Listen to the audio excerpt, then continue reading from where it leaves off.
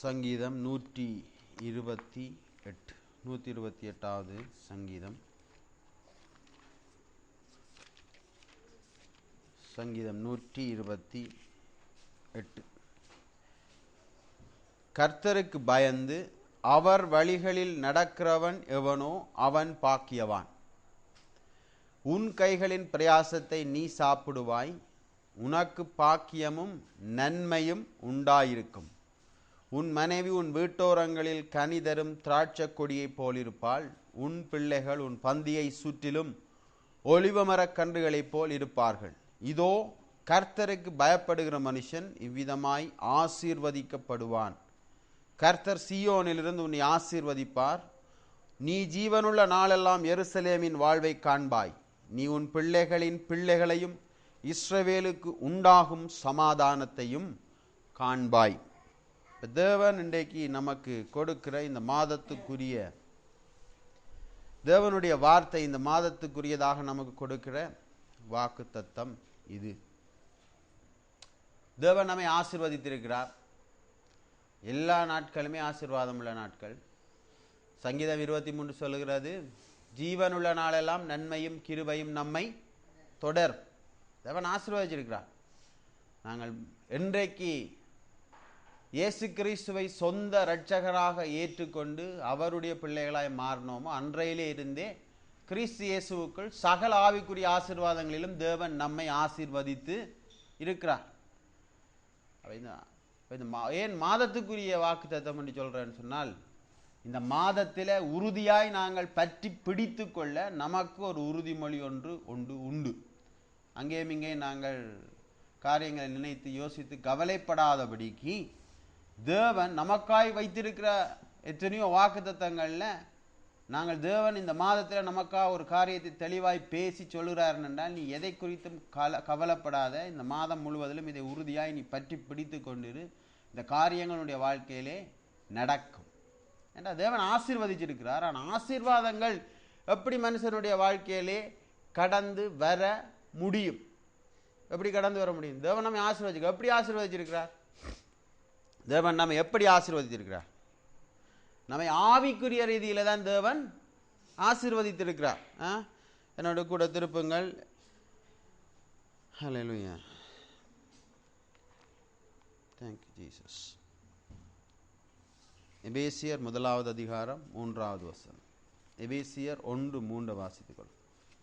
எபேசியர் 1வது அதிகாரம் 3வது வசனம். அடுத்தவர்கள் சீக்கிரமா வாசித்துக் கொள்ளுங்க. நம்முடைய கர்த்தராகிய இயேசு கிறிஸ்துவின் பிதாவாகிய தேவனுக்கு ஸ்தோத்திரம். அவர் கிறிஸ்துவுக்குள் உன்னதங்களிலே ஆவிக்குரிய சகல ஆசீர்வாதத்தினாலும் நம்மை ஆசீர்வதித்திருக்கிறார். தேவன் எப்படி நம்மை ஆசீர்வதித்திருக்கிறார்? நம்முடைய கர்த்தராகிய இயேசு கிறிஸ்துவின் பிதாவாகிய தேவனுக்கு ஸ்தோத்திரம். அவர் கிறிஸ்துவுக்குள் உன்னதங்களிலே ஆவிக்குரிய சகல ஆசீர்வாதத்தினாலும் நம்மை ஆசீர்வதித்து இருக்கிறார். தேவன் நம்மை ஆவிக்குரிய ஆசீர்வாதங்களாலே நம்மை ஆசீர்வதித்து இருக்கிறார். கிறிஸ்து இயேசுவுக்குள்ளே ஆவிக்குரிய ஆசீர்வாதங்களால தேவன் நம்மை ஆசீர்வதித்து இருக்கிறார். ஆவிக்குரிய நம்முடைய ஆவி ஆசீர்வாதத்தினால தான் நிறைந்திருக்கு. ரட்சிக்கப்பட்டது எது ரட்சிக்கப்பட்டிருக்கிறது? நம்முடைய ஆவி ரட்சிக்கப்பட்டிருக்கிறது. ஆண்டவராக இயேசு கிறிஸ்துவை சொந்த இரட்சகராக ஏற்றுக்கொண்டதினாலே நாங்கள் நீதிமான்களாக மாறி இருக்கிறோம். நம்முடைய ஆவி, மரித்து போயிருந்த ஆவி ஜீவனை பெற்றுக்கொண்டு ரட்சிக்கப்பட்டு இருக்கிறது. அப்ப நாங்கள் ரட்சிக்கப்பட்டதுக்கு பிற்பாடு நம்முடைய ஆசீர்வாதங்கள் எல்லாம் எங்கே இருக்கு? ஆவிக்குரிய ரீதியில தான் நம்முடைய ஆசீர்வாதங்கள் இருக்கிறது. ஆவிக்குரிய ரீதியில ஆசீர்வாதங்களை வச்சுக்கொண்டு மனுஷன் என்ன செய்யறது? ஒரு பெரிய முக்கியமான ஒரு கேள்வி. என்ன ஆவிக்குரிய ரீதியில் ஆசீர்வாதத்தை வச்சு என்ன செய்யலாம்? நாங்கள் ஆவியா? நான் ஆவி மனுஷன், ஆனாலும் நான் மாம்சத்தையும் ஆத்மாவையும் உடையவனா இந்த பூமியில இருக்கிறேனே. ஆவிக்குரிய ஆசீர்வாதத்தை வச்சுக்கொண்டு நான் என்ன செய்ய முடியும்? ஆவிக்குரிய ஆசீர்வாதங்களை நான் பூமிக்குரிய ஆசீர்வாதங்களாய் நான் மாற்ற வேணும். ஆவிக்குரிய ஆசீர்வாதங்களாய் தேவன் எனக்கு கொடுத்திருக்கிற அதிகாரங்களை பயன்படுத்தி பூமிக்குரிய ரீதியில நான் என்ன செய்யணும்? ஆசீர்வாதத்தை நான் சுதந்திரித்து கொள்ள வேணும். ஆனால் அதான் 1 பேதுரு 3:8 என்ன சொல்லப்படுகிறது? நீங்கள் ஆசீர்வாதத்தை சுதந்திரிக்க அழைக்கப்பட்டவர்கள் என்று அறிந்து ஆசீர்வதியுங்கள். இங்க சொல்லப்படுது ஆசீர்வதிக்கப்பட்டிருக்கிறோம், அங்க சொல்லுது ஆசீர்வாதத்தை சுதந்திரிக்க அழைக்கப்பட்டிருக்கிறோம். இது ஆவிக்குரிய ரீதியில நான் ஆசீர்வதிக்கப்பட்டிருக்கிறேன், ஆனால் பூமிக்குரிய ஆசீர்வாதங்களை நான் சுதந்தரித்துக் கொள்ள வேண்டும். எப்படி சுதந்தரித்துக் கொள்ள வேண்டும்? ஆவிக்குரிய ஆசீர்வாதத்தினாலே எனக்கு உண்டாயிருக்கிற அதிகாரங்கள், ஆவிக்குரிய ஆசீர்வாதம் எனக்கு எதை தந்திருக்கிறதோ அதை பயன்படுத்தி பூமிக்குரிய ஆசீர்வாதங்களை நான் சுதந்தரித்துக் கொள்ள வேணும். ஆவி சுகமா இருக்கு. யாருடைய ஆவிக்கும் வியாதி உண்டாகிறதில்லை, யாருடைய ஆவிக்கும் தரித்திரம் உண்டாகிறதில்லை, யாருடைய ஆவிக்கும் கவலை உண்டாகிறதில்லை. யாருடைய ஆவி என்ன? நான் ரட்சிக்கப்பட்ட கிறிஸ்தவனை குறித்து சொல்றேன். ரட்சிக்கப்பட்ட ஒரு கிறிஸ்தவனுடைய ஆவிக்கு வியாதி இருக்கோ? ரட்சிக்கப்பட்ட கிறிஸ்தவனுடைய ஆவிக்கு தரித்திரம் இருக்கோ? ரட்சிக்கப்பட்ட கிறிஸ்தவனுடைய ஆவிக்கு கவலை இருக்கோ, கண்ணீர் இருக்கோ? இல்லை. ஆனால் ரட்சிக்கப்பட்ட கிறிஸ்தவனுக்கு கவலை இருக்கலாம், ரட்சிக்கப்பட்ட கிறிஸ்தவனுக்கு பணப்பிரச்சனை இருக்கலாம், ரட்சிக்கப்பட்ட கிறிஸ்தவனுக்கு தோல்வி இருக்கலாம், ரட்சிக்கப்பட்ட கிறிஸ்தவனுக்கு வியாதி இருக்கலாம். ஆனால் அவன் வியாதி இல்லாமல் தான் ஜீவிக்க வேணும். அப்ப நான் என்ன செய்ய வேணும்? ஆசீர்வாதத்தை சுதந்தரிக்க வேண்டும் என்று சொன்னால் ஆவிக்குரிய காரியங்களை நான் பூமிக்குரிய காரியங்களாய் நான் மாற்ற வேணும். அது எப்படி மாற்றுறது? அது என்னுடைய ஆத்மாவின் வழியாகத்தான் நான் மாற்ற முடியும்.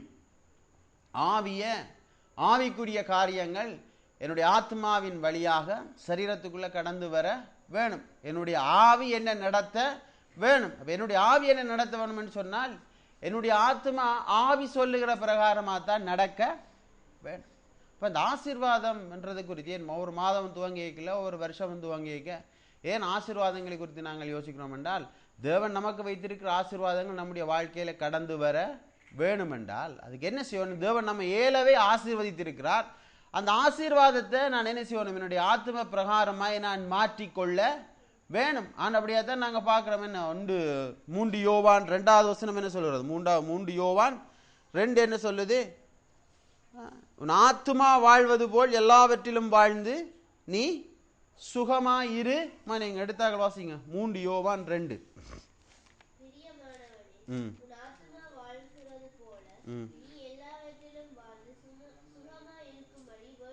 என்ன சொல்ல? பிரியமானவனே, உன் ஆத்மா வாழ்கிறது போல நீ எல்லாவற்றிலும் வாழ்ந்து சுகமாய் இருக்கும்படி வேண்டுகிறேன். அப்ப ஆவி சுகமா தான் இருக்கு. ஆனால் ஆவி சுகமா இருக்கிறதுனால உன்னுடைய சரீரம் சுகமா இருக்க முடியும் என்று சொல்லி அர்த்தம் அல்ல. ஆவி செழிப்பாயிருக்கு, ஆனால் ஆனபடினால உன்னுடைய சரீரம் செழிப்பாயிருக்கும், உன்னுடைய வாழ்க்கை செழிப்பாயிருக்கும் என்று சொல்லி அர்த்தம் அல்ல. உன்னுடைய ஆவி எப்படி உன்னுடைய ஆவியில இருக்கிற காரியங்கள் உன்னுடைய ஆத்மாவுக்குள்ளே கடந்து வந்து உன்னுடைய ஆத்மா இருக்கிறபடியாகத்தான் உன்னுடைய வாழ்க்கையில நன்மைகள் உண்டாயிருக்க முடியும். ஆசீர்வாதத்தின் மெயின் கன்செப்ட் அதுதான். பாருங்க, நாங்க பார்க்கணும், ஆபிரகாமை தேவன் அழைத்தார். அழைத்து என்ன செஞ்சார்? ஆசீர்வதித்தார். ஓமோ இல்லையோ? ஆதியாகமத்தில் பார்க்கிறோம், ஆண்டவர் ஆபிரகாமை அழைத்து என்ன செய்யறார்? அவனை ஆசீர்வதிக்கிறார். அவனை ஆசீர்வதிச்சாரா? அவனுக்கு பொருட்களை கொடுத்தாரா? தேவன் பொருட்கள் எல்லாத்தையும் கொடுத்து விட்டாரா? இல்லைன்னு சொன்னால் அவனை வெறுமனை ஆசீர்வதித்தார். ஆதியாகமம் 12ஆம் அதிகாரத்தில் நாங்கள் பார்க்கிறோம். முதல் 3 வசனங்களையும் வாசித்துக் கொள்வோம். அதில் என்ன சொல்லப்படுது? ஆதியாகமம் 12 முதல் 3 வசனங்கள். கர்த்தர் ஆபிரகாமை நோக்கி, நீ உன் தேசத்தையும் உன் இனத்தையும் உன் தகப்பனுடைய வீட்டையும் விட்டு புறப்பட்டு நான் உனக்கு காண்பிக்கும் தேசத்துக்கு போ. நான் உன்னை பெரிய ஜாதியாக்கி உன்னை ஆசீர்வதித்து உன் பெயரை பெருமைப்படுத்துவேன். நீ ஆசீர்வாதமாய் இருப்பாய். உன்னை ஆசீர்வதிக்கிறவர்களை ஆசீர்வதிப்பேன், உன்னை சபிக்கிறவனை சபிப்பேன். பூமியில் உள்ள வம்சங்கள் எல்லாம் உனக்குள் ஆசீர்வதிக்கப்படும் என்றார். ஆபிரகாம் தேவன் என்ன செஞ்சார்? ஆசீர்வதித்தார். பொருள் மூட்ட மூட்டியா பொருளை கொடுத்தாரோ? சொன்ன உடனே டக்கண்டி ஈசாக்கு தொப்புக்கன் வந்து விழுந்தானோ? இல்லை, அப்படி ஒன்று நடக்கவே இல்லை. ஆனால் தேவன் ஆசீர்வதித்தார். எப்படி ஆசீர்வதித்தார்? தேவன் தம்முடைய வாயின் வார்த்தையினாலே ஆசீர்வதித்தார். ஆண்டவரா தேவனுடைய வார்த்தை எப்படியா இருக்கிறது? ஆவியாய் இருக்கிறது. அதனுடைய வசனத்தில் பார்க்கணும், அவருடைய வார்த்தைகள் ஒன்றும் ஆவியாயும் ஜீவனுமாய் இருக்கிறது. அப்ப ஆவியாய் இருக்கிற வார்த்தை எப்படி ஆபிரகாமுடைய வாழ்க்கையில அவன் சரீர பிரகாரமாய் பிசிக்கலி எப்படி அது பிசிக்கலாக spiritual things how it's become as physical things ஆபிரகாமுடைய வாழ்க்கையில எப்படி ஆவிக்குரிய காரியங்கள் எப்படி பௌதீக காரியங்களாய் நடைமுறையாய் உலகத்துல பார்க்கக்கூடிய வஸ்துக்களாக எப்படி அவனுடைய வாழ்க்கையில அது மாறி வந்துச்சுது. ஏன்னால் ஆபிரகாம் என்ன செய்தான்? அதுல வசனம் சொல்றது, ஆபிரகாம் விசுவாசித்தான், அது அவனுக்கு நீதி என்று எண்ணப்பட்டது. ஆபிரகாம் என்ன செஞ்சான்? தேவன் ஆசீர்வதிச்சார். ஆசீர்வதிச்சத ஆபிரகாம் என்ன செஞ்சான்? அந்த வார்த்தைகளை இருதயத்துக்குள்ள வைத்து விசுவாசித்தான். எதை விசுவாசித்தான்? விசுவாசித்ததுனால அவனுடைய ஆத்மா, அவனுடைய மைண்ட், ஆத்மான்னு சொல்லப்படுகிறது என்ன? எண்ணம், சிந்தை. அவனுடைய சிந்தை என்ன செஞ்சது? அப்படியே அது அப்படியே மாறிச்சு. அவனுடைய சிந்தையில என்ன சொன்ன? தேவன் என்னை ஆசீர்வதித்திருக்கிறார், இந்த ஆசீர்வாதம் அவனுடைய வாழ்க்கையிலே உண்டாது. விசுவாசித்தான்.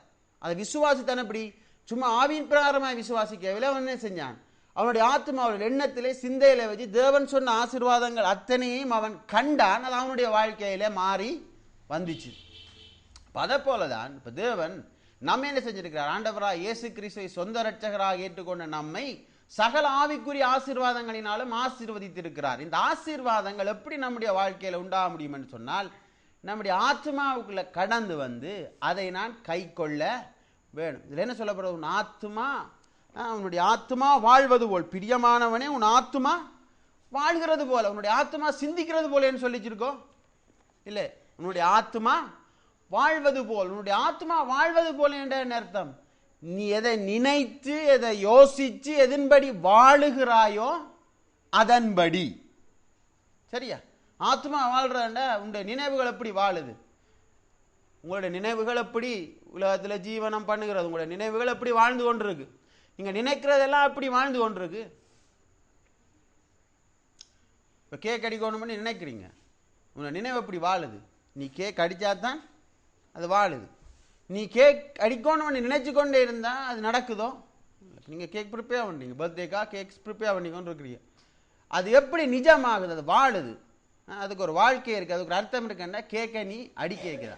கேக் அடிப்பேன்னு சொல்லிக்கொண்டு கேக் அடிக்கணும் நினைச்சு கொண்டே அடிக்காமல் நினைச்சு கொண்டு இருக்கிறதுனால ஒன்றுமே நடக்க முடியாது. அப்படி ஆத்மா எப்படி வாழ்றது என்று சொன்னால், என்னுடைய நினைவுகள் என்னுடைய கிரியைகளாக மாற, இப்போ நான் எதை யோசிக்கிறேனோ அதை கிரியையாக மாற வேணும். அப்போ உன் ஆத்மா வாழ்வது போல் எல்லாவற்றிலும் வாழ்ந்து சுகமாயிரண்டு சொல்றதுக்கு காரணம் என்ன?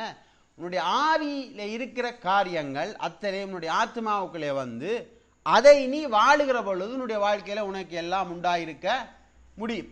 அப்ப நாங்கள் வாசித்த பகுதியில் 128வது சங்கீதத்தில் என்ன சொல்லப்படுது? சங்கீதம் 128க்கு இப்போ வருவோம். இப்போ இந்த ஆசீர்வாதம்ன்றதை குறித்து நமக்கு ஒரு தெளிவு தேவை. எல்லாருமே இந்த வாக்குத்தத்த செய்தி, வாக்குத்தத்த வசனம் எல்லாருக்குமே ரொம்பவுமே விருப்பமாக இருக்கும். இன்றைக்கு நாங்கள் இன்டர்நெட்டில் இதை நாங்கள் அப்டேட் பண்ணோம், நிறைய பேர் அதை வாசிப்பார், நிறைய பேர் அதுக்கு வாசிக்கிறாரு, நிறைய பேர் அதை கேட்பினோம். ஏன்னா வாக்குத்தத்தம் எல்லாருக்குமே இன்ட்ரெஸ்ட், விருப்பம். ஆனால் வாக்குத்தத்துக்கு பின்னால ஒரு காரியம் இருக்கு. தேவன் நிறைய வாக்குத்தத்தங்களை நமக்கு தருகிறார். எதுக்கு தேவன் நமக்கு வாக்குத்தத்தங்களை தர? டு லிவ், வாழுகிறதற்காகத்தான் தேவன் என்ன செய்கிறார்? நமக்கு வாக்குத்தத்தங்களை அவர் தருகிறார். 1 யோவான் 2:25. ரைட், நான் இந்த சங்கீதத்துக்கு போறதுக்கு முதல் இதை ஒரு காண்பிக்கணும். 1 யோவான் 2:25 வாசிங்கள். 1 யோவான் 2:25. 1 யோவான் 2வது அதிகாரம் 25வது வசனம்.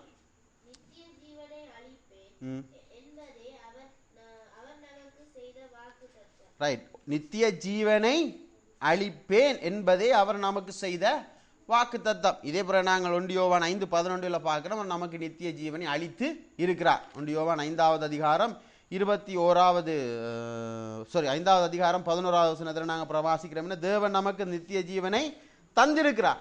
சரியா? அப்ப நித்திய ஜீவனை கொடுக்கிறன்றதான் தேவனுடைய வாக்கு தத்தம். ஏன் தேவன் அதை வாக்கு பண்ணி நித்திய ஜீவனை கொடுக்கிறார்? ஏன் நித்திய ஜீவனை கொடுக்கிறார்? நித்திய ஜீவன் என்றது என்ன? அழியாத ஜீவன். எது அழியாத ஜீவன்? நம்முடைய ஆவி மரிக்காத மரிக்காமல் ஒரு நித்தியமா ஜீவனா இருக்கிறது, உயிரோட இருக்கிறது. எதுக்கு? தேவனோட நமக்கு உறவு எப்பொழுதும் நிலையா இருக்க வேணும் என்றதுக்காகத்தான். அப்ப எப்படி நிலையான உறவு எப்படி இருக்கணும் என்றால், நான் எப்பவுமே தேவனோட இருக்கிறேன் என்ற அந்த உறவு எனக்குள்ள இருக்க வேணும்.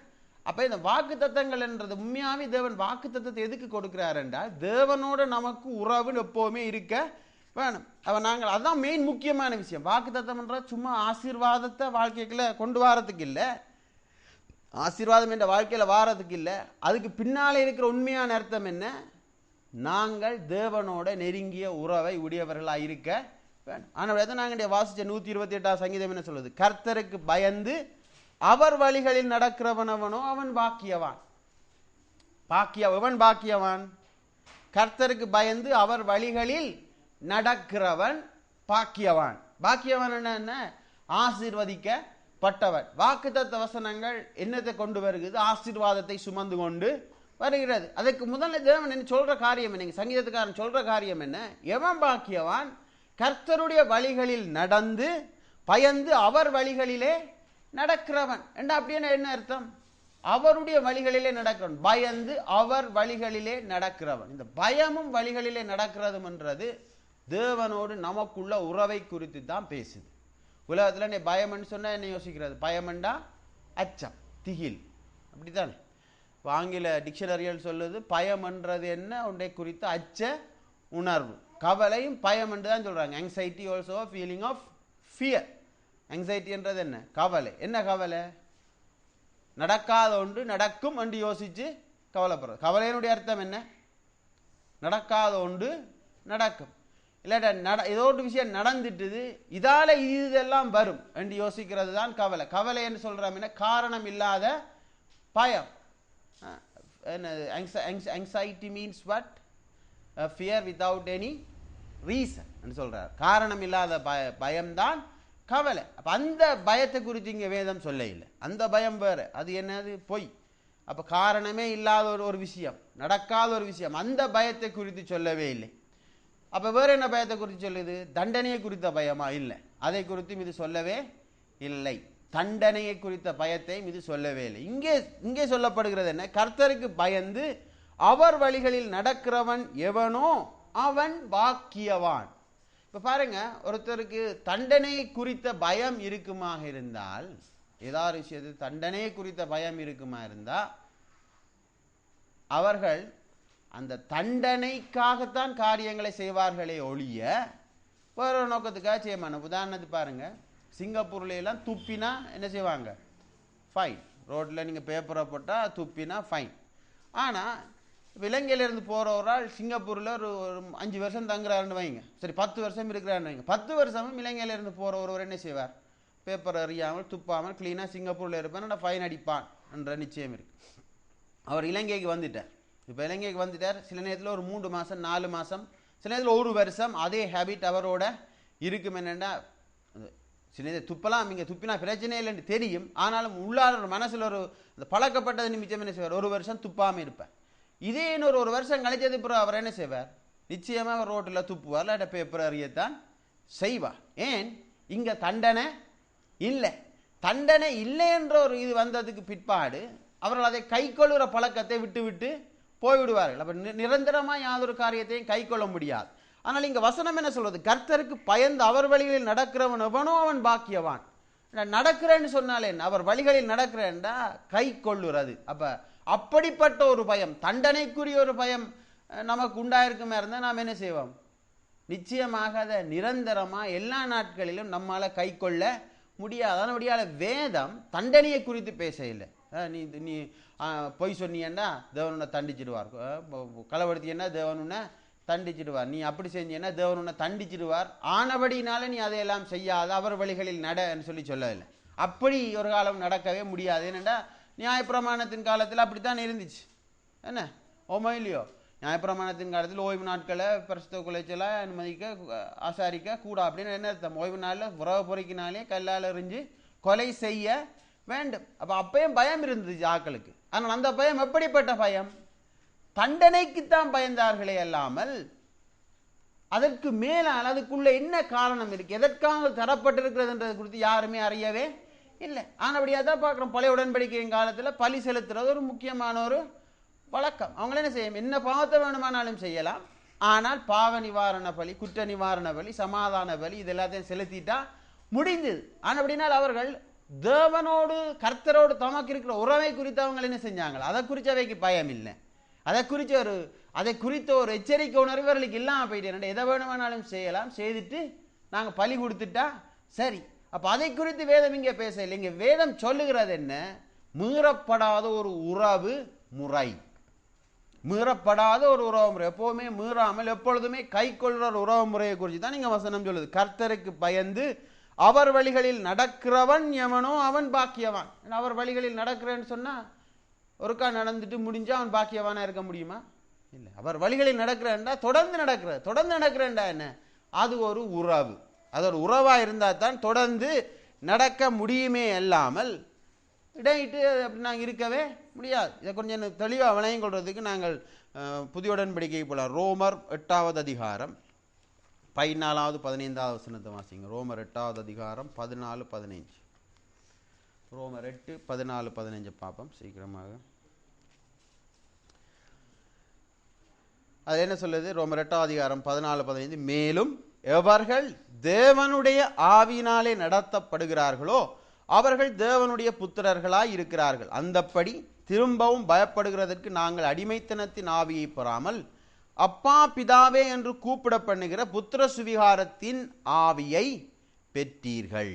அந்தப்படி நீங்கள் அடிமைத்தனத்தின் ஆவியை பெறாமல் அப்பா பிதாவே என்று கூப்பிட பண்ணுகிற புத்திர சுவிகாரத்தின் ஆவியை பெற்றீர்கள். நாம் தேவனுடைய பிள்ளைகளாய் இருக்கிறோம் என்று ஆவியானவர் தாமே நம்முடைய ஆவியுடனே கூட சாட்சி கொடுக்கிறார். அப்ப என்ன? திரும்பவும் பயப்படுகிறதற்கு நாங்கள் அடிமைத்தனத்தின் ஆவியை பெறாமல்.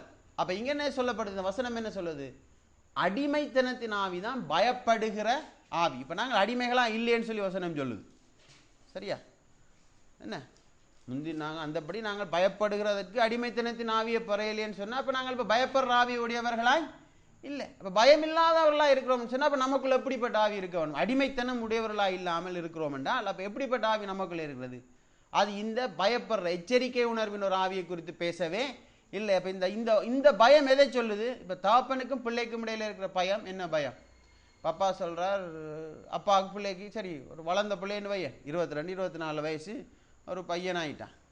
அவனை நாலு ஃப்ரெண்ட்ஸ் வெளியால் கூட்டிகிட்டு போகிறாங்க. போய் சொல்கிறாங்க, வா நாங்கள் மது குடிப்போம் இல்லையாண்டா புகை பிடிப்போம் வான்னு சொன்னால் அந்த 22 வயசு பையன் இல்லை நான் குடிக்கலை, என் அப்பாவுக்கு பிடிக்காது சொல்லி சொல்கிறான்னு பையன். இங்கே எந்த பயத்தில் அவன் பிடிக்க மாட்டேன்னு சொல்கிறான்? இப்போ அவன் அப்பா கிட்டே இல்லை, அவனோட ஃப்ரெண்ட்ஸும் அவனும் எங்கேயோ தூரத்தில் நிற்கிறாங்க. ஆனால் அவன் சொல்கிறான், இல்லை நான் குடிக்கலை, என் அப்பாவுக்கு இது பிடிக்காது. இது எந்த பயம்? அப்பா அடித்து முறிச்சு போடுவார் என்ற பயமா? இல்லை, அப்பா அடித்து முறிக்கிறதுக்கு சான்ஸே இல்லையே. ஏனெண்டா இவன் தான் அப்பாவுக்கு கிட்டவே இல்லையே, எங்கேயோ தூரத்திலே இருக்கிறான். அங்கே குடிச்சா யாருக்கு தெரிய போகுது? அப்பாவுக்கு தெரியாவோ போகுது? இல்லை, தெரிய போகிறது இல்லை. ஆனால் இங்கே என்ன? அப்பாவினிடத்தில் அவனுக்கு இருக்கிற ஒரு அந்த பயம் என்ன? அப்பாவினிடத்தில் இருக்கிற ஒரு மரியாதை. அந்த மரியாதை எப்படி வருது? அன்பு. அவன் அப்பாவை நேசிக்கிறபடியாக தான் அவன் மரியாதை செலுத்துறான். நீங்கள் நேசிக்காத யாராவது ஒருத்தருக்கு நீங்கள் மரியாதை செலுத்துவீங்களோ? என்னதான் சரி உங்களோட ஸ்கூல் பிரின்சிபலாக இருக்கட்டும், சரி நீங்கள் வரையக்கில் எல்லாரும் ஒளிமி நின்று குட் மார்னிங் சார்ன்னு சொல்கிறீங்க. ஏனென்றா அவருக்கு அங்கே ஸ்கூலில் அதிகாரம் இருக்கானபடியாக அவருக்கு குட் மார்னிங் சார்ன்னு ஒரு ஒளிமி நின்று மரியாதை சொல்கிறீங்க. ஆனால் அவர் போனதுக்கு பின்னால் இங்கே மொட்டைன்னு வந்துட்டு போகிறான்னு சொல்லி சொல்கிறீங்கன்னு வைங்க. இது மரியாதையா? ஆனால் அவர் உண்மையாகவே நீங்கள் நேசித்தால், அவர் மொட்டை தலையனாக இருக்கட்டும் எப்படிப்பட்டவனாக தானே இருக்கட்டும், உண்மையாக அவரை நேசித்தா நீங்கள் அவர் போனதுக்கு பிற்பாடு அவரை பற்றி எதுவுமே கதைக்க மாட்டீங்க. ஆனால் அதுவும் ஒரு பயம். என்ன பயம்? அன்பின் நிமித்தமாய் ஒருவர் மீது நமக்கு மரியாதை பெருகும், அதன் நிமித்தமாய் வருகிற ஒரு பயம். அப்போ இங்கே இந்த வசனம் எதை சொல்லுது? அந்த பயத்தை குறித்து தான் சொல்லுது. அதனால தான் எனக்கு ரோமர் 8 என்ன சொல்லுது? மேலும் அவர்கள் தேவனுடைய ஆவியினாலே நடத்தப்படுகிறார்கள், அவர்கள் தேவனுடைய புத்திரராய் இருக்கிறார்கள். அந்தப்படி திரும்பவும் பயப்படுகிறதற்கு நீங்கள் அடிமைத்தனத்தின் ஆவியை பெறாமல் அப்பா பிதாவே என்று கூப்பிட பண்ணுகிற புத்திர சுவிகாரத்தின் ஆவியை பெற்றீர்கள். இப்ப நமக்குள்ள ஒரு பயம் இருக்கு. எப்படிப்பட்ட பயம்? நம்முடைய அன்பின் நிமித்தமாய் நம் தேவனிடத்திலே நம் தாப்பனாரிடத்திலே உண்டாயிருக்கிற பயம். இதை குறித்து இன்னும் தெளிவா பார்க்கறதுக்கு 1 யோவான் 4வது அதிகாரத்தை திருப்பிக் கொள்ளும். 1 யோவான் 4:15-16. 1 யோவான் 4வது அதிகாரம் இன்னும் கொஞ்சம் தெளிவா பார்க்கலாம் இதை குறித்து. 1 யோவான் 4வது அதிகாரம் 15-16 வசனம்.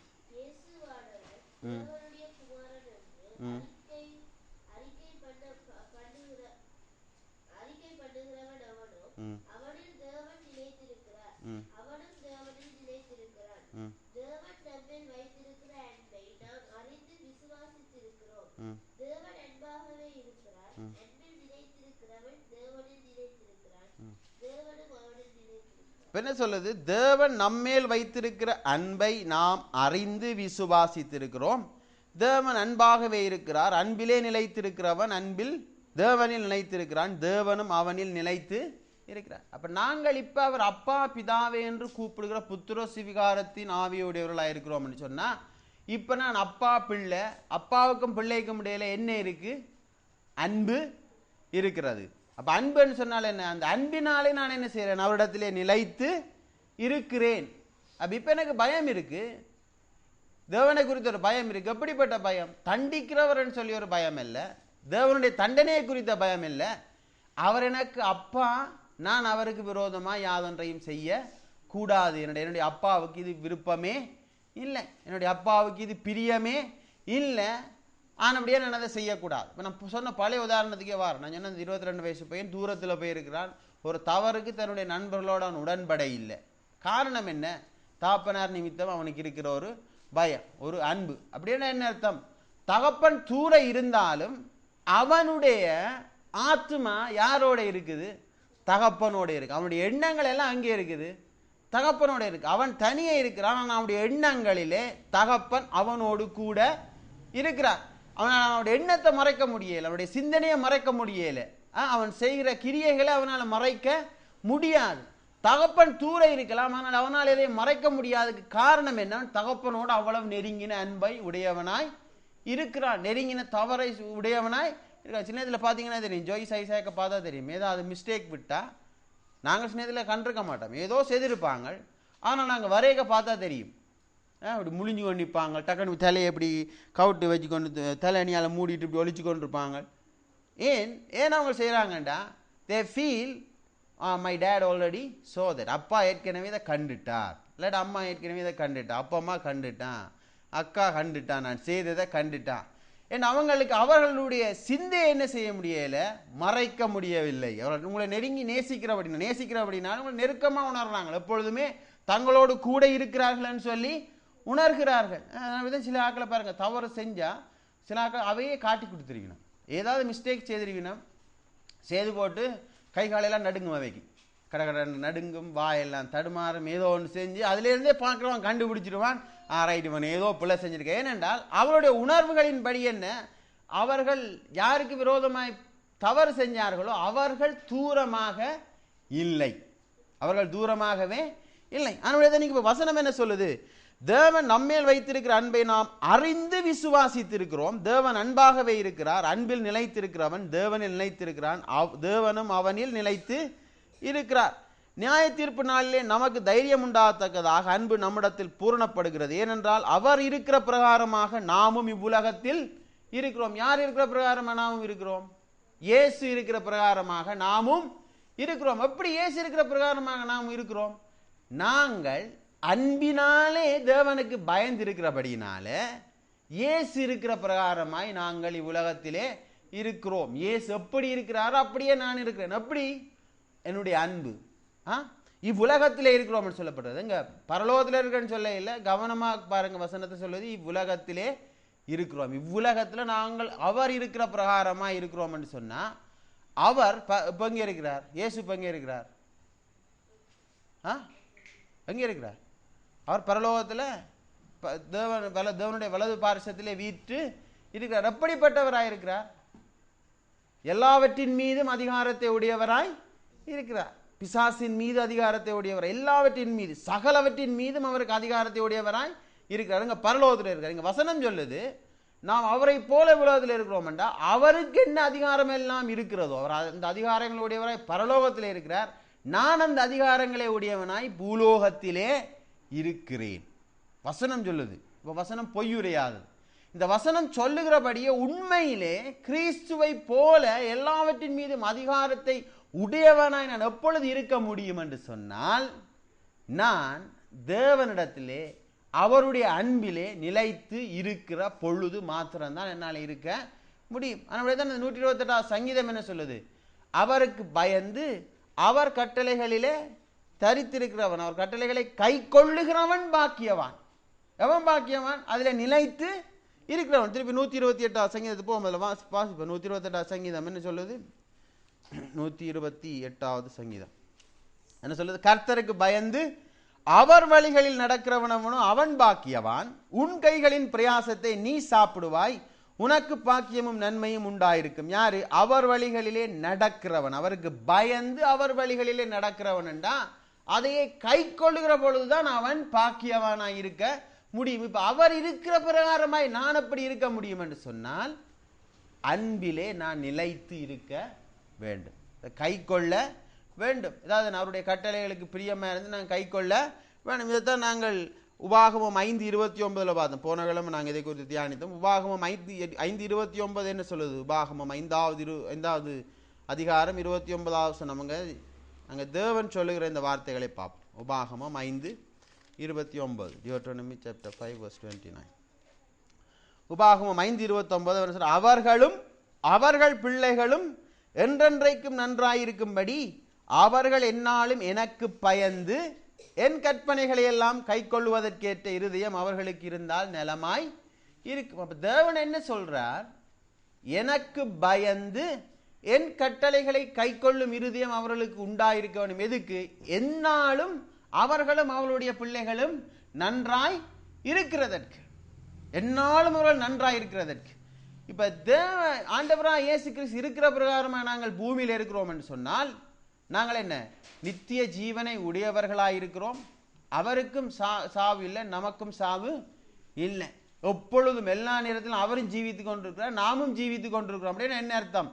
நாங்கள் பரலோகத்திலே இருக்கிற நித்திய சம்பத்துக்களை அடைகிற வரைக்கும் அங்க போன எல்லாமே இட்ஸ் ஆல்ரெடி தேர். பரலோகத்தில் யாருக்கும் பரலோகத்தில் யாரையாவது ஆசீர்வதிக்கணுமோ? பரலோகத்துக்கு போனதுக்கு பிறகு தேவன் யாரையாவது கூப்பிட்டீங்க அவனை ஆசீர்வதிக்கணும். ஏன்னா பரலோகம் ஆசீர்வாதம். எங்க ஆசீர்வதிக்கணும்? பூமியில் ஆசீர்வதிக்கணும். தேவன் பூமியில தான் அந்த ஆசீர்வாதங்கள் நமக்கு தேவை. ஆனபடியா தான் தேவன் ஆசீர்வதிக்கிறார்.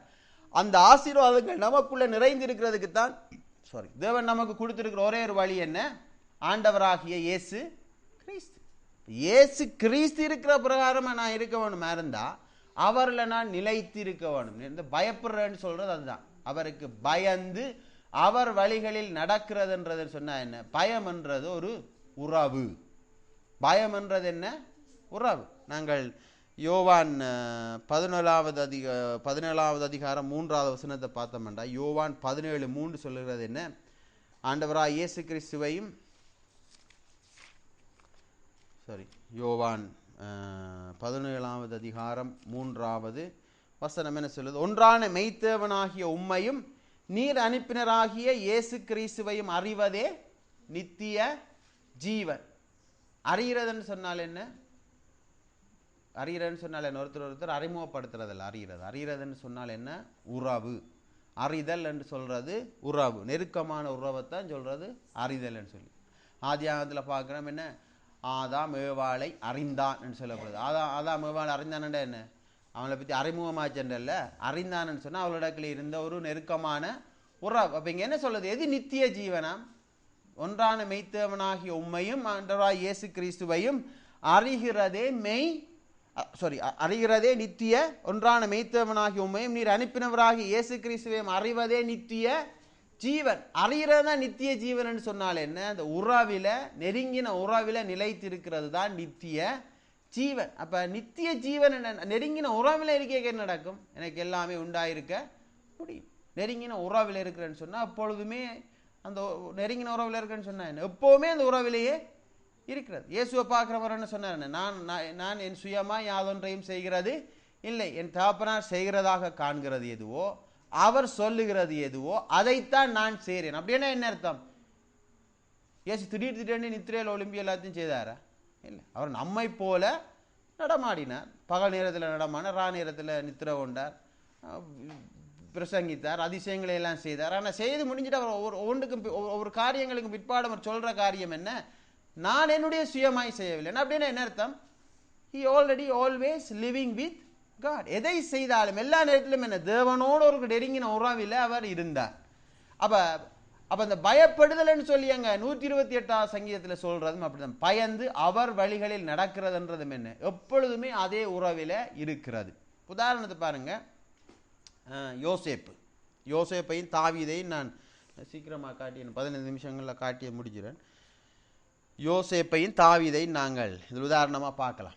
யோசேப் என்ன செய்யறான்? ஆதியாகமம் 39வது அதிகாரம் 8வது 9வது வசனத்தை பார்த்தோம்னா, ஆதியாகமம் 39வது அதிகாரம் 8வது 9வது வசனங்கள்ல பார்க்கிறோம். அங்க யோசேப்பு அந்த போத்திபாரனுடைய மனைவிக்கு அவன் சொல்லுகிற காரியம் என்ன?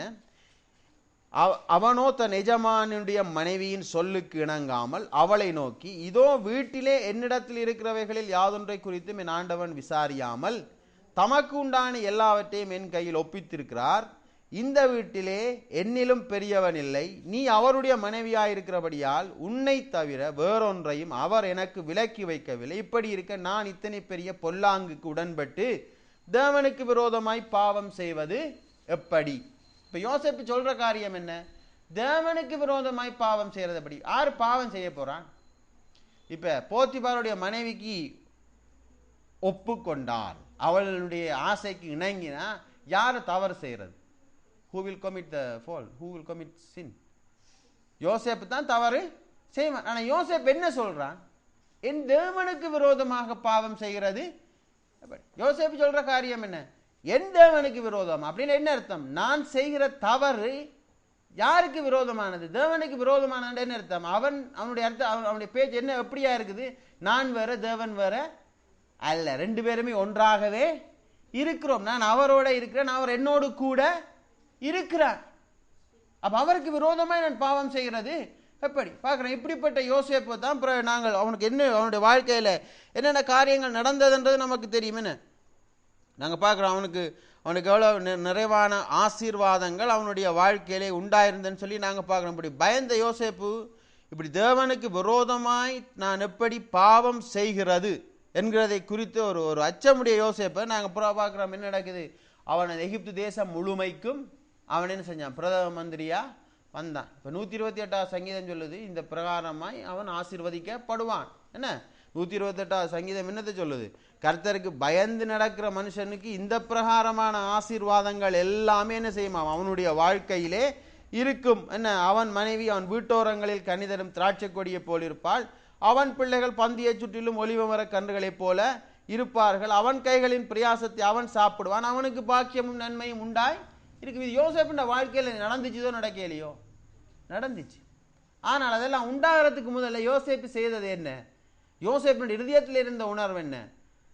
நான் தவறு செஞ்சா அந்த தவறு நான் செய்கிறதல்ல, நான் தவறு செய்யக்க என் தேவனுக்கு விரோதமாய் பாவம் செய்கிறேன்டா, தேவனோடு நான் கூட இருக்கிறேன். இப்போ நான் முதல் சொன்ன மாதிரி இந்த 22 வயது வாலிபன் தூரத்தில் இருக்கைக்கு அவன் தவறு செய்யாமல் இருக்கிறதுக்கு காரணம் என்ன? அவன் யோசிக்கிறான், நான் தவறு செஞ்சா அது என் அப்பாவுக்கு விரோதமா நான் செய்கிறேன். அப்ப அந்த உணர்வு என்ன? தேவன் இப்ப தவறை குறிச்சு இங்க நான் தவறுகளை பாவத்தை குறிச்சு நான் பிரசங்கம் பண்ண வரையில இங்க நான் சொல்ற காரியம் என்ன? இருதயத்தில் இருக்கிற உணர்வு என்ன? எப்பொழுதும் தேவன் என்னோடு கூட இருக்கிறார். தேவன் நமக்கு சொல்ற காரியம் என்ன? நான் உன்னை விட்டு விலகிறதும் இல்லை, உன்னை கைவிடுகிறதும் இல்லை. தேவன் நம்மோடு எப்பவுமே கூட இருக்கிறார். யோசேப்புன்ற வாழ்க்கையில இருந்த காரியங்கள் எல்லாம் பாருங்க, எல்லாம் நெருக்கம், எல்லாம் வேதனை, எல்லாம் கஷ்டம்தான். அவன் வாழ்க்கையில இருந்த எல்லாமே கஷ்டம்தான். அண்ணன் தூக்கி வித்து இதெல்லாம் ரொம்ப கஷ்டம். குடும்பத்தாலேயே தள்ளி ஒதுக்கப்படுறது, அடிமையா விற்கப்படுறது, போற இடத்துல இவ்வளவு கஷ்டம், அபாண்டமாய் அவன் மீது பொய்ப்பழி சுமத்துறது, எல்லாம் கஷ்டம். பட் ஆனால் யோசேப்பு கஷ்டங்களை பார்க்க இல்லை. கஷ்டம் என்ன சூழ இருக்காங்க அர்த்தம் தேவன் என்ன கைவிட்டார் என்ற அர்த்தம் அல்ல. கஷ்டம் என்ன கூட சூழ இருக்கிற எப்படி வரும்? தேவன் தான் தண்டிக்கிறார். தண்டனை யார் இடத்துல இருந்து வர்றதுன்னு சொல்லி யோசிப்பாங்க. அந்த காலத்தில் இஸ்ரவேலர்களுக்கு அப்படி சொல்ல கொடுத்தது. நீ ஒழுங்கா நடக்கலைன்னா தேவன் உனக்கு தண்டிக்கிறார். அப்படிப்பட்ட ஒரு மென்டாலிட்டி யோசேப்பிட்ட இருந்திருந்தா யோசேப்பன்னு யோசிச்சிருப்பான். ஏதோ நான் செஞ்ச தவறு எனக்கு இவ்வளவு கஷ்டம் உண்டாகுதுன்னு சொல்லி அவன் யோசிச்சிருக்கலாம். இல்லை, அவன் தன்னை சுத்தி இருக்கிற தவறுகளை பார்த்து அவன் தனக்கு எதிராக இருந்த சூழ்நிலைகளை பார்த்து அவன் கவலைப்படவே இல்லை. அந்த எதிராக இருந்த சூழ்நிலைக்குள்ளும் அவனுக்குள்ளே இருந்த விசுவாசம் என்ன? என் தேவன் என்னோடு கூட இருக்கிறார். இந்த மாசத்துல இல்லை, ஜீவனுள்ள நாளெல்லாம் நாங்கள் விசுவாசிக்க வேண்டிய ஒரு காரியம், தேவன் எங்களோடு கூட இருக்கிறார். தனி ஆசீர்வாதத்துக்கு மாத்திரம் இல்லை, தேவன் என்னோடு கூட இருக்கிறார் என்ற உணர்வு இருந்தால் நான் தவறும் செய்ய மாட்டேன், நான் சோர்ந்தும் போக மாட்டேன். அதுதான் முக்கியமான காரியம். அதனால தான் 128 சங்கீதம் சொல்லுது, அவருக்கு பயந்து அவர் வழிகளிலே நடக்கிற மனுஷன், அவருக்கு பயந்து அவர் வழிகளிலே நடக்கிற மனுஷன் பாக்கியவான். அவனுக்கு எல்லாமே நன்மையும் உண்டாயிருக்க முடியும். ஏனென்றா இந்த பயம் என்றது உறவு சம்பந்தப்பட்டது. இப்ப நாங்கள் இதோட நாங்கள் இன்னும் ஒருவர் ஒப்பிட்டு பார்க்கலாம். யாரு? தாவீது ராஜா ஒப்பிட்டு பார்ப்போம். 2 சாமுவேல் 12வது அதிகாரம் 13வது வசனம். 2 சாமுவேல் 12:13. 2 சாமுவேல் 12வது அதிகாரம் 13வது வசனத்தை பார்ப்போம். ரைட், இது என்ன நடக்குது? தாவீது பத்சேபாளிடத்தில் தவறு செய்த நேரத்தில் நாத்தான் தீர்க்கதரிசி அவருக்கு நிறைய அவருடைய தவறை தெரியப்படுத்துகிறார். 13வது வசனம் சொல்லுது, அப்பொழுது தாவீது நாத்தானிடத்தில் நான் கர்த்தருக்கு விரோதமாய் பாவம் செய்தேன் என்றான். நாத்தான் தாவீதை நோக்கி, நீ சாகாதபடிக்கு கர்த்தருன் பாவம் நீங்க செய்தார். இதில் என்ன சொல்லப்படுது, இதெல்லாம் நாத்தான் எல்லாத்தையும் விளங்கப்படுத்தணும்னு தாவீது சொல்ற காரியம் என்ன, நான் கர்த்தருக்கு விரோதமாக பாவம் செய்தேன் என்றான். ஆனா யோசேப்பு பாவம் செய்யாததுக்கு காரணம் என்ன, நான் கர்த்தருக்கு விரோதமாய் பாவம் செய்யறது அப்படின்னு என்ன அர்த்தம், என் தேவன் என்னோடு கூட இருக்கிறார். தாவீது ராஜா ஒரு இன்ஸ்டன்ட்ல, ஒரு சின்ன இன்ஸ்டன்ட்ல என்ன செஞ்சிட்டார், அதை மறந்து போனார். தேவன் தன்னோட இருக்கிறார் என்ற உணர்வு அவருக்கு இல்லாம போயிட்டு, அப்படினால் அவர் தவறு செஞ்சார். ஆனால் தேவன் அங்கே அவரை தண்டிக்கல. என்ன சொல்லப்படுகிறது, நாத்தான் தாவீதை நோக்கி, நீ சாகாதபடிக்கு கர்த்தருன் பாவம் நீங்க செய்தார். கர்த்தர் சொன்ன, நீ சாகாதபடிக்கு உன் பாவம் நீங்க செய்தார்டா. தேவன் தண்டிக்கிற தேவனா இருந்தா என்ன செஞ்சிருப்பார், நீ செத்து போன்னு சொல்லி விட்டுருப்பார். ஆனால் அவர் தண்டிக்கிற தேவன் இல்லை, சாகாதபடிக்கு அவனுடைய பாவத்தை நீங்க செய்தார்.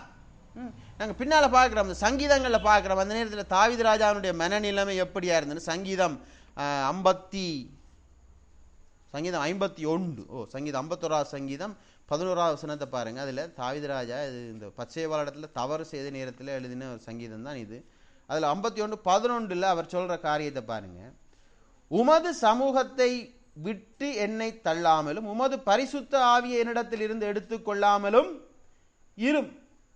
இங்க தாவீது ராஜா என்ன சொல்றார், உமது சமூகத்தை விட்டு என்னை தள்ளாமல் உமது பரிசுத்த ஆவி என்னிடத்தில் இருந்து எடுத்துக்கொள்ளாமலும் இரும். அப்படின்னா என்ன அர்த்தம், உம்முடைய ஆவி என்னிடத்திலிருந்து எடுத்துக்கொள்ளாமல் இரும் என்றால், உம்முடைய ஆவியை எடுத்தா நான் என்ன செய்வேன், நான் மரித்து போயிடுவேன், உமாக்கும் எனக்கும் இடையில இருக்கிற உறவு இல்லாமல் போகும். இங்க நாத்தான் வழியா தேவன் சொன்ன காரியம் என்ன, நீ சாகாதபடிக்கு உன் பாவம் நீங்க செய்த. பாவம் ஒரு மனுஷனிடத்துல இருக்கேக்க, பாவம் இருக்கிற ஒரு மனுஷனிடத்துல தேவன் இருக்க முடியாது. பாவம் தான் மனுஷனுக்கும் தேவனுக்கும் இடையில இருக்கிற தடையா இருக்கிற ஒரு காரியம். தேவன் அவனை தண்டிச்சிருந்தால் அப்படின்னு என்ன அர்த்தம், அவன் மரிச்சு போறான்னு சொன்னால் என்ன, சரீர பிரகாரமா மரிக்கிறது இல்லை, ஆவிக்குரிய பிரகாரமா. தேவனுடைய ஆவி எடுத்து விட்டாருன்னா என்ன நடக்கும், அவன் மரித்து போயிடுவான். இப்ப தாவீது ராஜா ஆனபடியே தான் நீங்க கேட்கிறார் என்ன, உமது பரிசுத்த ஆவி என்னிடத்திலிருந்து எடுத்துக்கொள்ளாமலும் இரும். என்னிடத்திலிருந்து எடுத்துக்கொள்ளாதே ஆண்டவரே, ஏனென்றா நீர் என்னிடத்திலிருந்து உங்களுடைய ஆவியை எடுத்து போட்டிருந்தால் உமக்கும் எனக்கும் தொடர்பு இல்லாம போயிட்டுதுன்னு சொன்னால் அவ்வளவுதான். தாவீது ராஜாவுடைய இருதயத்தை பாருங்க. அதனாலதான் இந்த இப்படியான ஒரு இருதயத்தை தாவீது ராஜா உடையவனா இருக்கிறான்னு சொல்லி தேவனுக்கு ஏலவே தெரியும். தெரிஞ்சபடியே தான் அவனுடைய இருதயத்தை பார்த்து தாவீது ராஜா தேவன் என்ன செஞ்சார், ராஜாவாக அபிஷேகம் பண்ண. பத்சேபாளத்தில் தவறு செஞ்சதுக்கு பிற்பாடுதான் தாவீது ராஜா அநேகம் யுத்தங்களை பண்ணி சமஸ்த இஸ்ரவேலுக்கு ராஜாவாக வந்தார். தவறு முன்னிலைப்படுத்தி சொல்ல இல்லை, தவறு செய்தார். ஆனால் தவறில் அவர் உணர்ந்து கொண்ட காரியம் என்ன, தவறு செய்கிற பொழுது நான் தேவனுடைய உறவிலிருந்து துண்டிக்கப்படுகிறவனாய் மாறிவிடுவேன். அப்ப எனக்கு உறவு துண்டிக்கப்பட வேண்டாம். அப்போ உறவு துண்டிக்கப்படாமல் இருக்கிற குறித்து தான் நீங்க சொல்லப்படுகிற இந்த சங்கீதம். கர்த்தருக்கு பயந்து அவர் வழிகளில் நடக்கிறது. பயந்து நடக்கிறன்னா தேவன் தண்டிச்சிருவார் என்ற பயம் அல்ல, அன்பினாலே தேவனோட இருக்கிற நெருங்கிய உறவின் நிமித்தமாய். நான் தேவன் கண்டான காணாட்டி என்ன, யாரும் பார்த்தான பார்க்காட்டி என்ன, செய்யக்கூடாத. இப்போ அப்பா பக்கத்தில் நிற்கிறாருன்றதுக்காண்டி நீங்கள் அந்தந்த பொருட்களை அந்தந்த இடத்துல வைக்கலாம். அப்பா இல்லைன்னொன்னு என்ன செய்ய வேணும், அப்பா இல்லாத நேரத்தில் அந்தந்த பொருட்கள் அந்தந்த இடத்துல தான் வைக்க வேணும். போலீஸ்காரன் நிற்கிறான்ன்றதுக்காக வேண்டி ஸ்பீடை குறைச்சி ஓடுறது, போலீஸ்காரன் இல்லாத நேரத்திலையும் நீங்கள் ஸ்பீடை குறைச்சி தான் ஓட வேண்டும். டீச்சர் பார்த்தா என்ன, ஹோம்ஒர்க் காப்பியை செக் பண்ணினா என்ன, செக் பண்ணாட்டி என்ன, டீச்சர் நாளைக்கு ஸ்கூலுக்கு வந்தா என்ன, வராட்டி என்ன, ஹோம்ஒர்க்கை செய்துட்டு தான் நாங்கள் போக வேணும். டேக்ஸுகள் இருக்கு, டேக்ஸுகளை என்ன, டேக்ஸை செக் பண்ணுறதுக்காண்டி கட்டுறதுன்னு இல்லை, டேக்ஸை கட்ட வேணுமென்றதுக்காண்டி கட்ட வேணும். வரி பணங்கள், சில பேரெல்லாம் வரி ஏய்ப்பு செய்வார்கள். அப்படி பெரிய பிஸ்னஸ் பண்ணி நிறைய லாபம் வந்தால் என்ன செய்யறது, அதுக்கு பொய்யான காரியங்களை சொல்றது, அதுக்காண்டி இல்லை, அது செய்ய வேணுமெண்டா செய்ய வேணும். அது என்ன, அதுதான் பயம். பயப்படுறதுன்றது என்ன, வார தண்டனைகளுக்கு அல்ல, அதை சொல்லுகிறவருக்கு மரியாதை கொடுத்து செய்யறது தான் பயம். அதுதான் உறவிலே இருக்கிறது. அப்ப தேவன் நமக்கு சொல்ற காரியம் என்ன, என்னுடைய உறவிலே நீ நிலைத்திருக்க வேணும் என்றால் அந்த பயம். இப்ப தேவனுடைய உறவிலே நிலைத்திருக்கிற ஒரு மனுஷன் எப்படிப்பட்டவனாயிருப்பான், அவன் இப்படிப்பட்ட ஆசீர்வாதங்களை எல்லாம் உடையவனாக இருப்பான். இப்படிப்பட்ட ஆசீர்வாதங்களுடையவனாக இருப்பான். தேவன் சொல்லுகிற இந்த இத்தனை ஆசீர்வாதங்களையும் அவன் உடையவனாக இருப்பான். இது அவனுடைய அவனுடைய பிள்ளைகள் எல்லாம் ஒலிவம்பர கன்றுகளைப் போல இருப்பாள். 128 சங்கீதம் என்ன சொல்லுகிறது? அவன் கைகளின் பிரயாசத்தை அவன் சாப்பிடுவான், அவனுக்கு பாக்கியமும் நன்மையும் உண்டாயிருக்கும். அவன் மனைவி அவன் வீட்டோரங்களில் கனிதரும் திராட்சை கொடியைப் போல் இருப்பாள். அவன் பிள்ளைகள் எல்லாம் அவன் பந்தியை சுற்றிலும் ஒலிவ மர கன்றுகளைப் போல இருப்பார்கள். இதோ கர்த்தருக்கு பயப்படுகிற மனுஷன் நிமிதமாய் ஆசீர்வதிக்கப்படுவான். இதே தான் நாங்கள் பார்க்குறோம் 112 சங்கீதத்தில் பாருங்க, அங்கேயும் இப்படிப்பட்ட ஒரு காரியம் தான் சொல்லப்படுகிறது. 112 சங்கீதம் இதே மாதிரி தான். அல்லேலூயா. கர்த்தருக்கு பயந்து அவருடைய கட்டளைகளில் மிகவும் பிரியமாயிருக்கிற மனுஷன் பாக்கியவான். அவன் சந்ததி பூமியில் பலத்திருக்கும். செம்மையானவர்களின் வம்சம் ஆசீர்வதிக்கப்படும். அங்கேயும் சொல்லப்படுது எல்லாம் ஆசீர்வாதம். எது? யாரு? கர்த்தருக்கு பயந்து அவர் கட்டளைகளில மிகவும் பிரியமாயிருக்கிற மனுஷன். அப்படின்னு பயந்த அஞ்சு நடுங்கி அல்ல, அவருடைய அன்பிலே நிலைத்திருந்து அவருக்குள்ளே இருக்கிற மனுஷன் அவன் என்ன செய்வான்? அவன் பாக்கியவான். அப்படின்னு என்ன அர்த்தம்? தேவன் என்னோட கூட இருக்கிறாரண்டா, தேவன் என்னோட இருக்கிறாருன்னு சொன்னால், நான் வேற தேவன் வேற இல்லைன்னு சொன்னால், தேவன் சொல்கிறதைத்தான் நான் செய்வேன். அப்படின்னு என்ன அர்த்தம்? என்னுடைய வழி அவருடைய வழி. அதனுடைய தான் வசனம் மனுஷனுக்கு செம்மையாய் தோன்ற வழிகள் அநேகம் உண்டு, ஆனால் அதன் முடிவோ மரணம். ஆனால் தேவன் என்ன சொல்றார்? நான் உங்களை பற்றி நினைத்திருக்கிற நினைவுகளை அறிவேன், அவை தீமைக்கு ஏதுவானவைகள் அல்ல, சமாதானத்துக்கு ஏதுவான நல்ல நினைவுகளே. அப்போ ஒருத்தன் தேவனோட நிலைத்திருக்கிறான், அவனுடைய கட்டளைகளை கை கொள்ளுகிறான் சொன்னால், தேவன் அவனை குறித்து வைத்திருக்கிற அந்த அபிப்பிராயத்தை அவன் என்ன செய்வான்? அவன் கை கொள்ளுவான். நாங்கள் பார்க்குறோம் சங்கீதத்தில் சொல்லப்படுகிறதுன்னு, தேவன் சொன்னது நிறைவேறும் பலவும் அவருடைய வசனம் யோசேப்பை புடமிட்டது. தேவன் சொன்னதை நிறைவேற்றும் வரையும், அவர் சொன்ன வார்த்தையை நிறைவேற்றும் வரையும் அவருடைய வசனம் அவனை புடமிட்டதுன்னு சொன்னால் என்ன அர்த்தம்? அவர் சொன்ன காரியம் அவனுடைய இருதயத்தில் இருந்துச்சு. அந்த இருதயத்தில் அவன் என்ன செஞ்சான்? இது தேவன் எனக்கு கொடுத்திருக்கிறார், தேவனுடைய காரியம், இது நான் என்ன செய்ய முடியாது, நான் நான் அதை விட்டு வெளியேல போக முடியாது. யாருக்காண்டி தேவன் இதெல்லாம் தந்திருக்கிறார்? எனக்காக தந்திருக்கார். அநேக வாக்குத்தத்தங்களை தேவன் நமக்கு கொடுக்கிறார். இந்த மாதத்திலும் தேவன் சொல்ற காரியம் என்ன? கர்த்தருக்கு பயந்திருக்கிற மனுஷன் பாக்கியவான், அவன் ஆசீர்வதிக்கப்பட்டவனாய் இருப்பான். நிச்சயமாகவே தேவன் சொல்லி இருக்கிறபடியே இந்த மாதம் முழுவதிலும் ஆசீர்வாதம் நம்முடைய வாழ்க்கையிலே நிறைவாய் தங்கி இருக்கும். அது ஒரு பொழுதும் குறைய போறது இல்லை, நிச்சயமாய் நிறைவாய் தங்கி இருக்கும். என தேவனுடைய வார்த்தை பொய்யுரையாது. ஆனால் என்ன சொல்லுகிறது? அவருக்கு பயந்து அவர் வழிகளிலே நாங்கள் நடக்கிற பொழுது நாங்கள் பாக்கியவான்களாய் இருப்போம். அவருக்கு பயந்து. ஆனால் தான் புதிய உடன்படிக்கையில் அநேக காரியங்களை குறித்து பயத்தை குறித்து சொல்லப்படுது. என்ன? வேலைக்காரருக்கு என்ன சொல்கிறாங்க? எஜமானுக்கு பயந்து நடவுங்கள். மனைவிக்கு சொல்லப்படுகிறது கணவனுக்கு பயந்து நடவுங்கள். பிள்ளைகளுக்கு சொல்லப்படுகிறது என்ன? உன் பெற்றாருக்கு பயந்து நடவுங்கள். என்ன அர்த்தம்? கத்துவார்கள், குளறுவார்கள், அடிப்பார்கள், உருட்டுவார்கள், அதை செய்வார்கள், இதை செய்வார்கள் சொல்லி பயப்படுறதல்ல.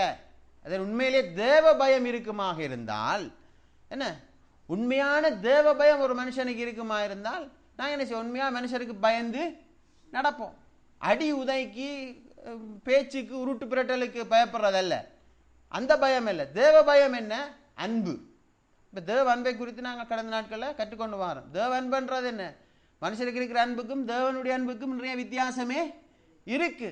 வேசரில் சொல்லப்படுகிறது தேவ பக்தியோடு, தேவ பயத்தோடு கூட ஒருவரை ஒருவர் அன்பு செய்யுங்கள். என்ன தேவ பயம் என்றா என்ன? தேவ பயம் இருந்தால் தான் உண்மையான அன்பு வரும். உண்மையான அன்புன்றது என்ன?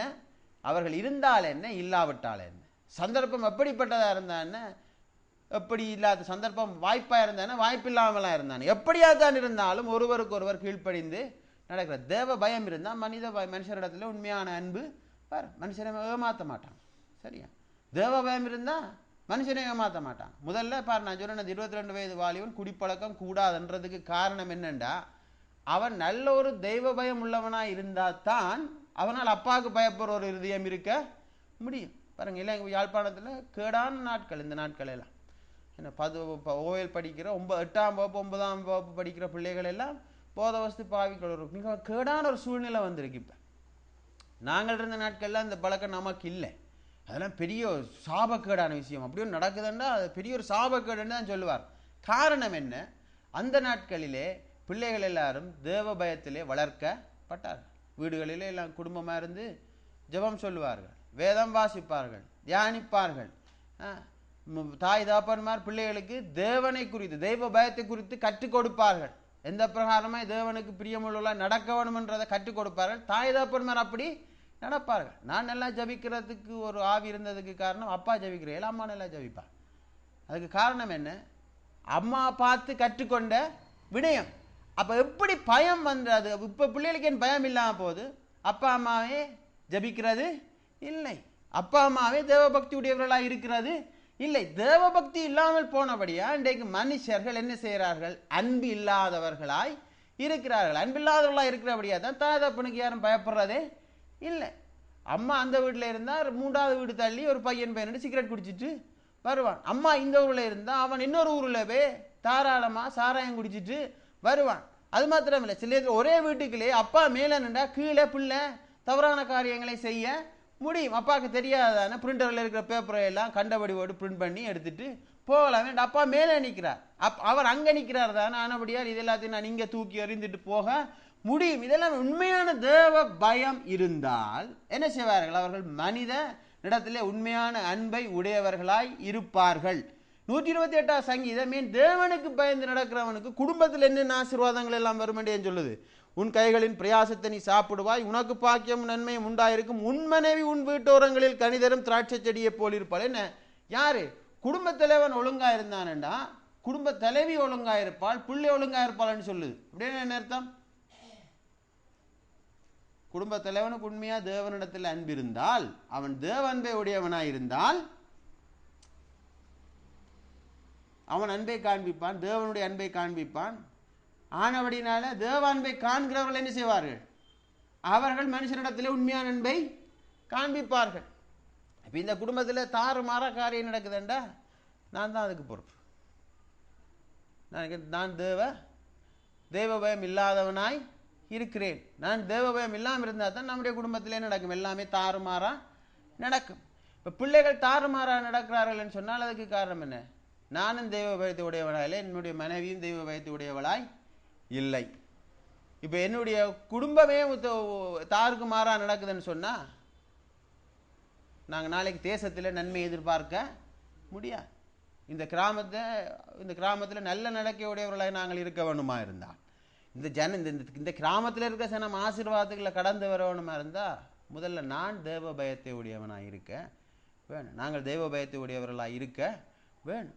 தேவ பயம்ன்றது தான். தேவ பயம்னு சொன்னால் அஞ்சி நடுங்கிறதல்ல, எப்போவுமே தேவன் என்னோடு கூட இருக்கிறார். நான் என்ன செய்தாலும் அது தேவனுடைய சார்பானதாகவே இருக்கிறது என்ற நாங்கள் அவருடைய பிள்ளைகளாய் இருக்கிறோம். இப்ப நீ வேற நான் வேற என்று அல்ல, இப்ப தேவன் வேற நான் வேற என்று சொல்லி அல்ல. இப்ப நான் யாரு? நான் அவருக்குள்ளே கிறிஸ்துவுக்குள்ளே இருக்கிறேன்.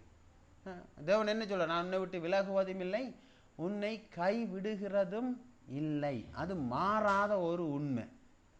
தவறு செய்யக்க பிழை செய்யக்கல தேவ பயம் இல்லாமல் இருக்கிற நேரத்தில் நாங்கள் என்ன யோசிக்கிறோம்னா தேவன் நம்மோடு கூட இல்லை என்று சொல்லி யோசிக்கிறோம். ஆனால் தேவன் இந்த மாதத்தில் நமக்கு சொல்லுகிற காரியம், நான் உன்னை விட்டு விலகுவதும் இல்லை, உன்னை கைவிடுகிறதும் இல்லை. ஆனால் நீ அதை உணர்ந்து கொள்வாயா? நான் உன்னோட கூட இருக்கிறேன் என்றதை நீ உணர்ந்து கொள்வாயா? என் மகனே என் மகளே, நான் உன்னோட இருக்கிறேன் என்கிறதை உன்னுடைய ஆத்மா மூலமாய் நீ வாழ்ந்து கொள்வாயா? உன்னுடைய ஆத்மாவிலே அந்த வாழ்க்கை நடக்குமா? நான் உன்னோட கூட இருக்கிறேன். உன்னுடைய ஆத்மா அதை உணர்ந்து கொள்ளுமா? உன்னுடைய ஆத்மா அதை வாழ்க்கையாய் மாற்றுமா? நான் உன்னோட இருக்கிற, நீ தனியே இல்லை என்றதை நீ உணர்வாயா?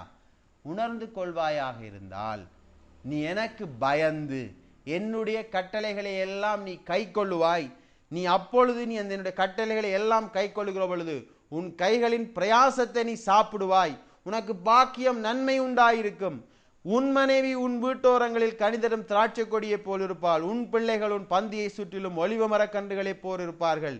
இதோ நீ கர்த்தருக்கு பயப்படுகிற மனுஷனானபடியால் எவ்விதமாய் ஆசீர்வதிக்கப்படுவாய் என்று சொல்லி தேவன் சொல்லுகிறார்.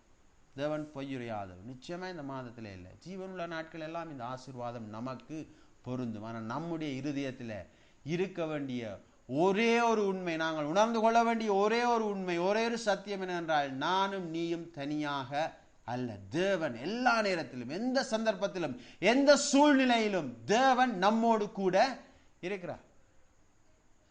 சிங்கப்பூரில் செய்கிற தவிர நீ ஸ்ரீலங்காவில் செய்யலாம், சிங்கப்பூரில் செய்யக்கூடாத தவிர ஸ்ரீலங்காவில் செய்யலாம், ஸ்ரீலங்காவில் செய்யக்கூடாத நீ சிங்கப்பூரில் செய்யலாம்.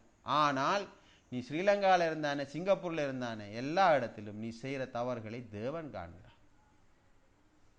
அது தண்டிப்பார் என்ற எச்சரிக்கை உணர்வோட பார்க்காத, உன்னோட இருக்கிறாரே. இந்த அப்பாவை கூட வச்சுக்கொண்டு, உலக பிரகாரமாக இருக்கிற அப்பாவை கூட வச்சுக்கொண்டு எந்த மகனாவது ஒரு தவறை செய்வானா? சொல்றது கொஞ்சம் ஸ்ட்ராங்காக இருக்கலாம். நான் என்ன சொல்றேன், சின்ன இதில் ஒரு தகப்பனும் மகனும் ஒன்றா சேர்ந்து விபசாரி வீட்டுக்கு போவாங்களா? ஒரு தாப்பனை வச்சுக்கொண்டு ஒரு மகன் விபச்சாரம் செய்வானா? செய்யவே மாட்டான். உலக பிரகாரமாக நமக்கு இருக்கிற தாப்பன்மாருக்கே நாங்கள் இவ்வளவு மரியாதை கொடுக்குறோம், இவ்வளவு கனம் கொடுக்குறோம், இவ்வளவுத்தை யோசிக்கிறோம். மனுஷன், உலக மனுஷன், ஆனால் சர்வ வல்லமை உள்ள ஆண்டவர் அவர் உன்னோடும் என்னோடும் கூட இருக்கிறார். உன்னோடும் என்னோடும் கூட இருக்கிறார். ஏண்டா அவர் தான் சொல்ல, நான் உன்னோட கூட இருக்கிறேன். உன்னுடைய வாழ்க்கையை நலமாய் மாற்றும்படிக்காய் நான் உன்னோடு இருக்கிறேன். நான் சொல்லுகிற இந்த கட்டளைகள், நான் உனக்கு சொல்லுகிற இந்த பிரமாணங்கள், இந்த சத்தியங்கள், இந்த காரியங்கள் எதுக்குன்னு சொன்னால் உன் வாழ்க்கை நலமாய் இருக்க வேண்டும். யோசேப்புவுக்கு தேவன் அந்த தரிசனத்தை கொடுத்தார். தேவன் தான் அந்த வார்த்தையை கொடுத்தார். எதுக்கு? யோசேப்புடைய வாழ்க்கை ஆசீர்வாதமுள்ள ஒரு வாழ்க்கையாய் மாற்றும்படிக்காய், அதன் மூலமாய் தன்னுடைய நாமத்தை அறியாத எகிப்திய ஜாதிகளிடத்திலே தான் யார் என்கிறத வல்லமை உள்ள தேவன் என்கிறதை காண்பிக்கும்படிக்காக யோசேப்பினிடத்துல அந்த தரிசனத்தை கொடுத்தார். யோசேப்பு எப்போதுமே யோசிச்சார், என் தேவன் என்னோடு கூட இருக்கிறார். இந்த தரிசனத்தை எனக்கு தந்த இந்த தேவன் என்னோடு கூட இருக்கிறார். ஏன் அவர் இந்த தரிசனத்தை எனக்கு தந்திருக்கிறார் சொன்னால், நலமான ஒரு காரியத்தை எனக்கும் என்னை சார்ந்திருக்கிற ஜனங்களுக்கும் செய்யும்படிக்காக, என் மூலமாய் தம்முடைய நாமத்தை பிரஸ்தாவப்படுத்தும்படிக்காக தேவன் எனக்கு இதை தந்திருக்கிறார் என்ற உறுதியான விசுவாசம் அவனுக்குள்ள இருந்துச்சு. அவன் தேவனோடைய கூட சீவித்தான். யோசேப்பினுடைய வரலாறு பழைய ஏற்பாடோடு முடியல. இன்றைக்கு நீயும் நானும் ஒவ்வொரு யோசேப்பு தான். நம்முடைய வாழ்க்கையிலும் தேவன் நமக்கு தரிசனங்களை தந்திருக்கிறார், வாக்குறுதிகளை தந்திருக்கிறார், வாக்கு தத்தங்களை தந்திருக்கிறார். இந்த மாதத்திலும் தேவன் இந்த நாளிலும் உங்களோடு பேசுகிறார். அநேகம் வாக்கு தத்தங்களை, வாக்குறுதிகளை, இந்த வேதத்தில் இருக்கிற எத்தனையோ வாக்கு தத்தங்களை எல்லாம் உனக்கு தந்திருக்கிறார். உனக்காகத்தான், அது அவருக்காக இல்லை, அது உனக்காக.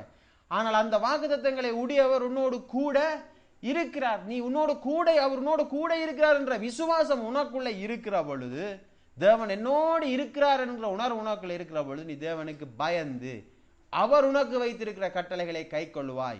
ஏனென்றால் அவர் உனக்கு கொடுத்திருக்கிற கட்டளைகள் உனக்கும் உன்னை சூழ இருக்கிறவர்களுக்கும் நித்திய வெளிச்சம் உள்ளதாய் இருக்கும். ஜெபம் செய்வோம். கிருபையும் இரக்கம் நிறைந்த நல்ல தகப்பனே, இந்த மாதத்துக்காக நாங்கள் நன்றி என்று சொல்லுகிறோம். ஆண்டவரே, நீர் கொடுத்திருக்கிற இந்த 7வது மாதத்திலே ஆண்டவரே, நீங்கள் சொல்லியிருக்கிறீங்க, உங்களுக்கு பயந்து நாங்கள் உங்கள் வழிகளிலே நடக்கிற பொழுது நாங்கள் எங்கள் கைகளின் பிரயாசத்தை சாப்பிடுவோம், நமக்கு பாக்கியமும் நன்மையும் உண்டாயிருக்கும். நம் குடும்பத்திலே, நம் மனைவி நம் வீட்டோரங்களில் கனிதரும் திராட்சை கொடியை போல் இருப்பாள். நம்முடைய பிள்ளைகள் எல்லாம் பந்தியை சுற்றிலும் ஒலிவ மரக்கன்றுகளை போல் இருப்பார்கள். நாங்கள் உமக்கு பயப்பட்டு நடக்கிறபடினாலே இவ்விதமாய் நாங்கள் ஆசீர்வதிக்கப்பட்டிருப்போம் என்று சொல்லி உம்முடைய ஜீவ வசனம் சொல்லுகிறது. ஆண்டவரே கர்த்தாவே, நாங்கள் அடிமைத்தனத்துக்குரியவர்கள் அல்ல. அப்பா பிதாவே என்று உம்மை கூப்பிடத்தக்கதான புத்திர சுவிகாரத்தை உடைய உமக்கு உரிமையுள்ள ஜனக்கூட்டமாய் நாங்கள் இருக்கிறோம். ஆண்டவரே, நீங்கள் எங்களோடு கூட இருக்கிறீங்க, நமக்குள்ளே இருக்கிறீங்க. நீங்க இருக்கிற பிரகாரமாகவே நாங்கள் இந்த பூமியிலே இருக்கிறோம். இயேசுவே, நீங்கள் நம்மோடு கூட இருக்கிறீங்க. நீங்கள் அதற்காக நம்மிடத்திலே ஆவியானவரை அனுப்பி இருக்கிறீங்க. சத்திய ஆவியானவர் நமக்குள்ளே வாசம் பண்ணுகிறார். அவர் மூலமாய் நீர் பரலோகத்தில் இருக்கிற பிரகாரமாய் இந்த பூமியிலே நாங்கள் இருக்கும்படிக்கான தகுதியை உடையவர்களாய் இருக்கிறோம். கர்த்தாவே தேவனே, நம்மை நீர் ஆசீர்வதித்திருக்கிற, ஆவிக்குரிய பிரகாரமாய் ஆசீர்வதித்திருக்கிற இந்த ஆசீர்வாதங்கள் எல்லாம் பூமிக்குரிய பிரகாரமாய் நம்முடைய வாழ்க்கையிலே மாற ஆண்டவரே, இந்த ஆவியிலே இருக்கிற இத்தனை காரியங்களும் நம்முடைய ஆத்மாவிலே தங்கட்டும். ஆத்மா அதன்படி வாழட்டும், அதன்படியே ஜெயித்திருக்கட்டும், பலத்திருக்கட்டும். இந்த வார்த்தைகளை கேட்கிற ஒவ்வொருடைய வாழ்க்கையிலும் தகப்பனே, நீர் செய்ய நினைக்கிறது யாதொன்றும் தடைபடாமல் நிறைவேறுகிறபடியால் நன்றி என்று சொல்லுகிறோம். ஒவ்வொருடைய வாழ்க்கையிலேயும் வெற்றியும் ஜெயமும் ஆசீர்வாதமும் பலமும் சுகமும் சமாதானமும் சந்தோஷமும் ஐஸ்வர்யமும் கீர்த்தியும் புகழ்ச்சியும் நிறைந்திருப்பதாக. அவருடைய குறைவுகளை எல்லாம் உம்முடைய மகிமையின் ஐஸ்வர்யத்தின்படியே நீர் கிறிஸ்து இயேசுவுக்குள்ளே நிறைவாக மாற்றுகிறபடியா இந்த மாதம் முழுமையிலும் ஜீவனுள்ள நாளெல்லாம் எல்லா நாட்களிலும் நீர் அவர்களை கைவிடாமல் அவர்களோடு கூட இருக்கிறபடியால் நன்றி என்று சொல்லுகிறோம். அவர்களை கைவிடுகிறதும் இல்லை, அவர்களை விட்டு விலகிறதும் இல்லை. கர்த்தாவே, அவர்கள் செழித்திருக்கும்படிக்காய் பலத்திருக்கும்படிக்காய் நீர் அவர்களோடு இருக்கிறபடியால் நன்றி என்று சொல்லுகிறோம். பிதா குமாரன் பரிசுத்த ஆவியானவருடைய நாமத்தினாலே எல்லாரையும் ஆசீர்வதி ஜெபிக்கிறோம் எங்கள் ஜீவனுள்ள நல்ல தகப்பனே.